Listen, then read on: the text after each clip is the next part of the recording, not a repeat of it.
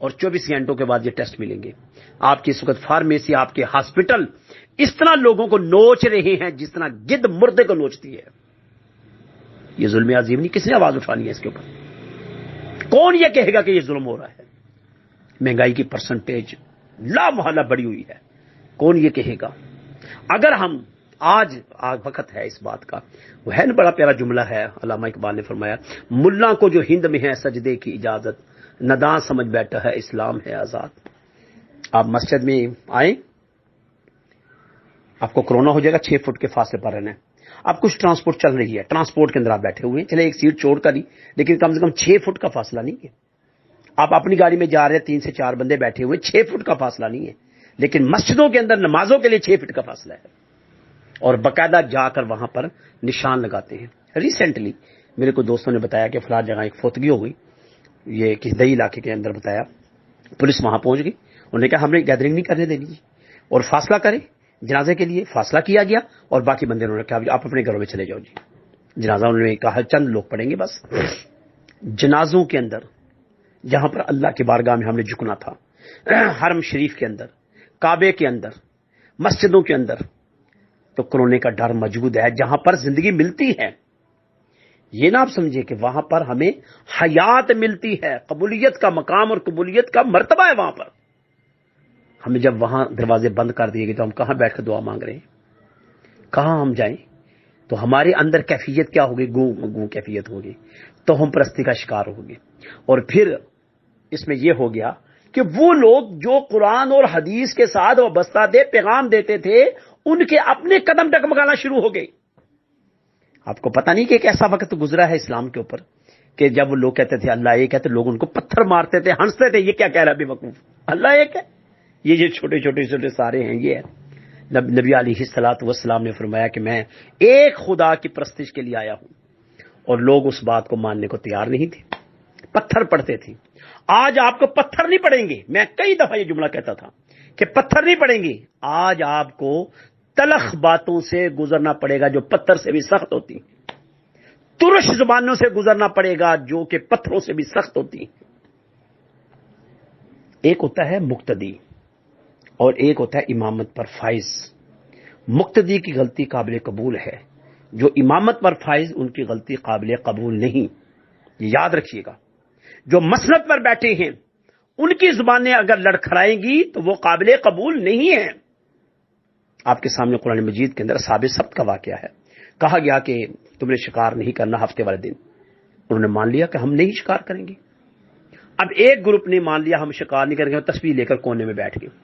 ایک گروپ نے یہ کیا، ہیلا کر لیا. یہ جس طرح ہم کرتے ہیں، کچھ کہتے ہیں چلو کچھ ہے کچھ نہیں ہے، کچھ ہے کچھ نہیں، ایسے گول مول بات کر لی، یا کوئی ناراض نہ ہو جائے. خدا ناراض ہوتا ہے ہونے دو، خدا کے اوپر سے ایمان کمزور ہوتا ہے تو ہونے دو، ہمارا تعلق ناراض نہ ہو جائے، ہم نے اس کو ناراض نہیں کرنا. تو اب مجھے آپ یہ بتائیے گا کہ آپ اس پہلو کے اوپر جب آپ غور کریں گے، غور و فکر کریں گے، تو آپ کے سامنے بے شمار ایسے پہلو آ جائیں گے. تو میں عرض کرنے لگا تھا کہ مکے کے اندر کئی مرتبہ ایسے مقامات ہیں کہ پتھر پڑے. امام بخاری رحمۃ اللہ علیہ، آج ان کی بخاری پڑھتے ہیں، جائیں دیکھیں ان کے اوپر کتنا ظلم ہوا ہے. امام مسلم کے ساتھ کتنا ظلم ہوا ہے. حضرت رابعہ بصریہ کے ساتھ خود کتنا ظلم کیا گیا. وہ رات کو اٹھ کر چکی پیستی تھی.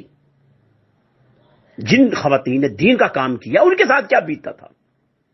ہم تو اچھے کمروں میں، اچھے گھروں میں، کارپیٹڈ روم میں، اے سی والے روم میں، ہیٹر والے روم میں بیٹھ کر، اور ہم بجائے اللہ اور اس کے رسول کی حمد اور ستائش کرنے کے بجائے ہمارے اپنے ایمان متزلزل ہیں، ہمارے اپنے ایمان کمزور ہیں. اس لیے لوگوں نے کہا، لوگ کہہ رہے ہیں. اب آ کر کہیں اس کے ٹیسٹوں کا یہ آغاز ہوا کہ ناک سے رطوبت اور گلے سے اس کی رطوبت لیتے ہیں اور پھر 24 گھنٹے کے اندر رپورٹ دیتے ہیں پازیٹیو ہے نیگیٹو ہے. کہتے ہیں پازیٹیو کیسے آ گیا؟ تو میں پوچھتا ہوں، مجھے بتاؤ کرونا کی تعریف کر دو پہلے مجھے. آخر ایک بیماری ہے، اس کی تعریف تو کرو نا کہ یار یہ اس کا نام یہ ہے، اس بیماری کا. کرونا نام تو نہیں ہے. جائے لغت کے اندر دیکھیں کرونا کس کو کہتے ہیں. کووڈ-19 یہ کیا ہے، یہ جا کے اسٹڈی کریں اس کی. میں انشاءاللہ تعالی میرے اس کے اوپر میں پوری ایک ریسرچ اور تحقیق، کیونکہ فتنوں کے زمانے کے اندر وہ لوگ جنہوں نے کچھ لکھا ہوگا آنے والی نسلوں کے لیے ضرور وہ ٹرانسفر کرتے ہیں. ہم انشاءاللہ اس کے اوپر ایک بھرپور قسم کے حالات اور واقعات، سیاق اور سباق، جو لوگ اس کو مانتے ہیں ان کے پاس کیا دلائل ہے، جو نہیں مانتے ان کے پاس کیا دلائل ہے، اور اصل حقیقت ہے کیا، اب تو کھلنا شروع ہو گیا ہے۔ ریسنٹلی یو ایس اے کے اندر سینکڑوں کی تعداد میں روزانہ لوگ مرتے تھے، پھر ایک بندہ سیاہ فام قتل ہوا، پھر سینکڑوں کی تعداد میں احتجاجن لوگ باہر نکلے، ہر یعنی واشنگٹن کے اندر، ورجینیا کے اندر اور شکاگو کے اندر ایسے ایسے احتجاج ہوئے، لیکن مجھے نہیں نظر آیا کہ اس احتجاج کے دوران لوگ وائرس کے ساتھ گر گئے ہوں اور ان کی ڈیتھ ہو چکی ہو۔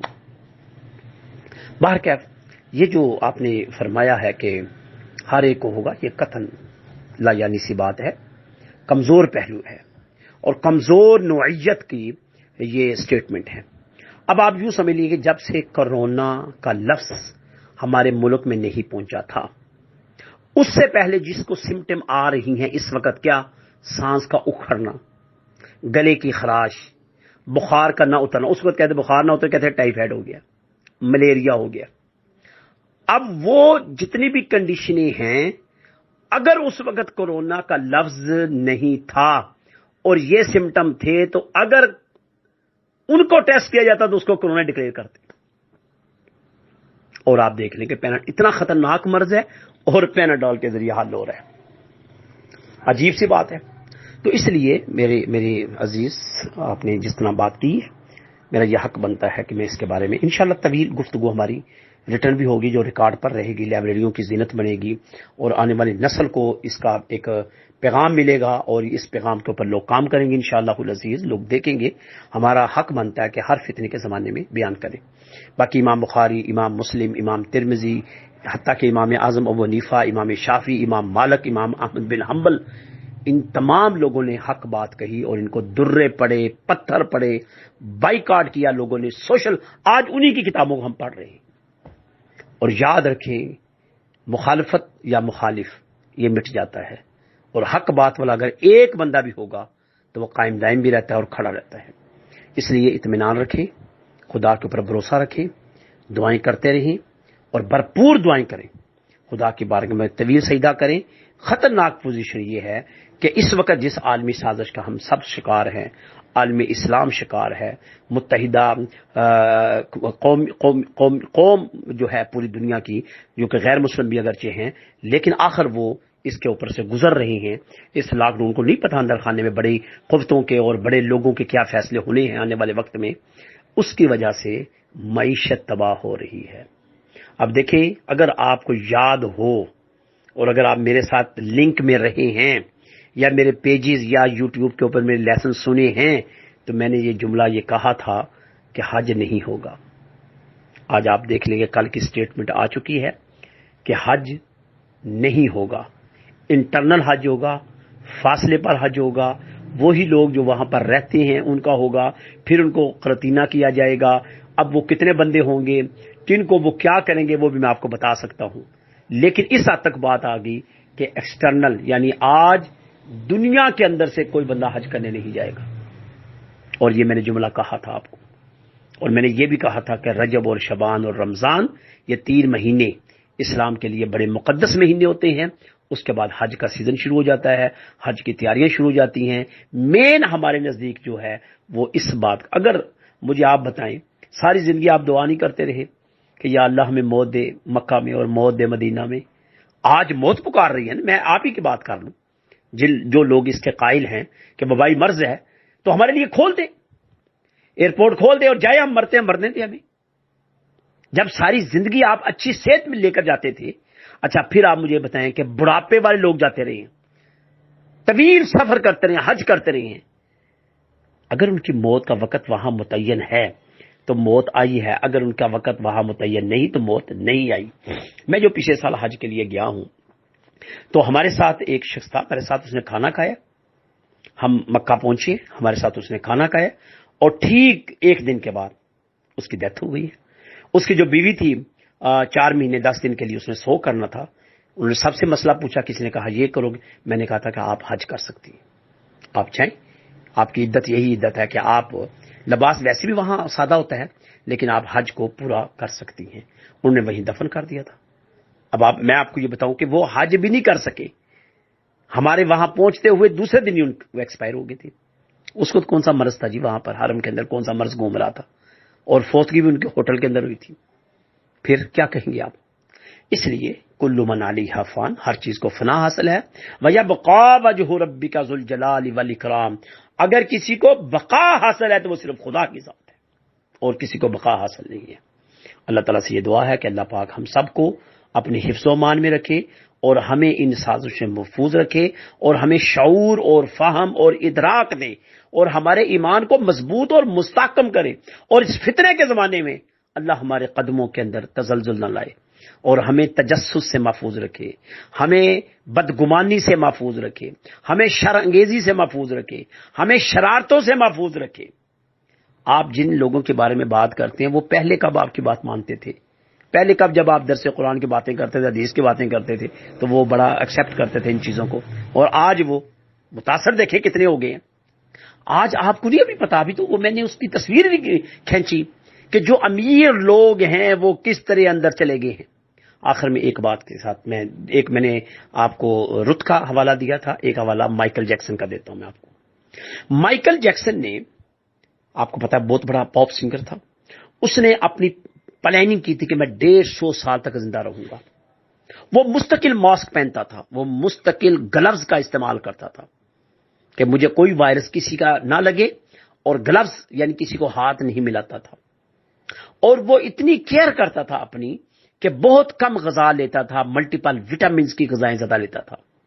اور اس کے بعد اس نے ایک تجزیہ کیا ہوا تھا کہ اگر میرے گردے فیل ہو جائیں تو اس نے اسپیشل ڈونر تیار کر رکھے تھے, ان کو سپانسر کرتا تھا کہ میں آپ کو پیسے دیتا جا رہا ہوں, خرچے آپ کے میں نے سنبھالے ہوئے, ایک وقت آئے گا کہ اگر میرے گردے خراب ہو جائیں تو آپ نے مجھے گردے دینے ہیں, جب تک آپ کی موت نہیں واقعہ ہو جاتی میں آپ کا خرچہ اٹھاتا رہوں گا, پہلے بھی اور بعد میں بھی. یہ ایک عجیب بات تھی. اس نے آنکھوں کے لیے ڈونر تیار کیے ہوئے تھے, اس نے قلب کے لیے ڈونر تیار کیے ہوئے, جو چیزیں قابل انتقال قابل تبدیل ہیں, اور وہ الٹرنیٹ کی شکل میں جو 22 آرگن ہیں انسان کے جسم میں جو کہ کسی نہ کسی شکل میں تبدیل ہو جاتے ہیں, اور ان کی جگہ پر وہ دوسرے جگہ چل جاتے ہیں, جیسے جگر کی پیوندکاری ہے, جیسے گردے ہیں. تو اس نے ان کے ڈونر تیار کیے ہوئے تھے, اور وہ کہتا تھا کہ میں 150 سال تک زندہ رہوں گا. اور کمرے کے اندر اس نے بہترین بھاپ, گرم پانی کا استعمال, اور بہترین بیڈ روم, اور اس نے آکسیجن کا اہتمام, ایکسٹرا آکسیجن, ہر چیز فلٹر. لیکن 50 سال کی عمر میں 50 سیکنڈ نہیں انتظار کر سکا, موت کے آغوش میں چلا گیا.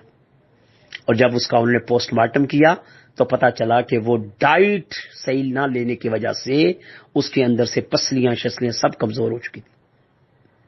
اب آئیں دوسرا واقعہ, یہ تو واقعہ ریسنٹ کا ہے نا, اس صدی کا. اب آ جائیں 100 سال پیچھے چلے جائیں. ٹائٹینک جس نے بنایا تھا, اس نے ٹائٹینک جہاز بنایا, اور اس نے ایک جہاز بنانے کے بعد ایک جملہ کہا تھا کہ اگر خدا بھی نیچے اتر آئی نا تو اس جہاز کو میں نے اتنا سٹرانگ, اتنا مضبوط بنایا ہے کہ یہ ٹوٹ نہیں سکتا. یہ ہے وہ چیزیں. لیکن آپ دیکھیں گے کہ پہلا سفر شروع ہوا, پہلے سفر میں وہ جہاز کرش ہو گیا, بلکہ 2 ٹکڑے اس کے ہوئے, اس کے بعد وہ ٹکڑے ہو گیا. یہ کون سی طاقت ہے؟ ہم پھر بھی نہ اگر ہوش میں لیں, ہم مسلمان ہیں. کس بات کے مسلمان ہیں؟ یعنی یہ علامہ اقبال نے پھر صحیح کہا کہ ہم وہ مسلمان ہیں جس کو دیکھ کر شرمائے یہود و ہنود. یہ ہمارا ایمان ہے کہ ہم ہر وقت اپنے آپ کو موت کے خوف میں اپنے آپ کو لے کر چل رہے ہیں. ویسے موت آئے نہ آئے, لیکن اس خوف سے موت آ جائے گی. بہرحال اطمینان رکھیں, اللہ تعالیٰ آپ سب کی حفاظت فرمائے. ہم یہ دعا اس وقت بھی مانگتے تھے جب اس قسم کی کوئی وبائی شور شابہ نہیں تھا. اس وقت بھی ہم کہتے تھے کہ اللہ تعالیٰ ہم سب کو اپنے حفظ و امان میں رکھے. ہم اس وقت بھی یہی کہتے تھے کہ اللہ رب العزت سرکار دو عالم صلی اللہ علیہ وسلم کے توسل سے, تصدق سے ہم سب پر اپنا رحم بھی کرے, کرم بھی کرے, فضل بھی فرمائے. اور یہ دعا ہماری آج بھی ہے, اور جب تک اللہ تعالیٰ نے زندگی دی ہے یہ الفاظ ہمارے چلتے رہیں گے. اللہ تعالیٰ سے یہ دعا ہے کہ اللہ پاک سمجھنے کی توفیق عطا فرمائے. آمین. السلام علیکم ورحمۃ اللہ وبرکاتہ. اور 24 گھنٹوں کے بعد یہ ٹیسٹ ملیں گے. آپ کی اس وقت فارمیسی, آپ کے ہاسپٹل اس طرح لوگوں کو نوچ رہے ہیں جس طرح گدھ مردے کو نوچتی ہے.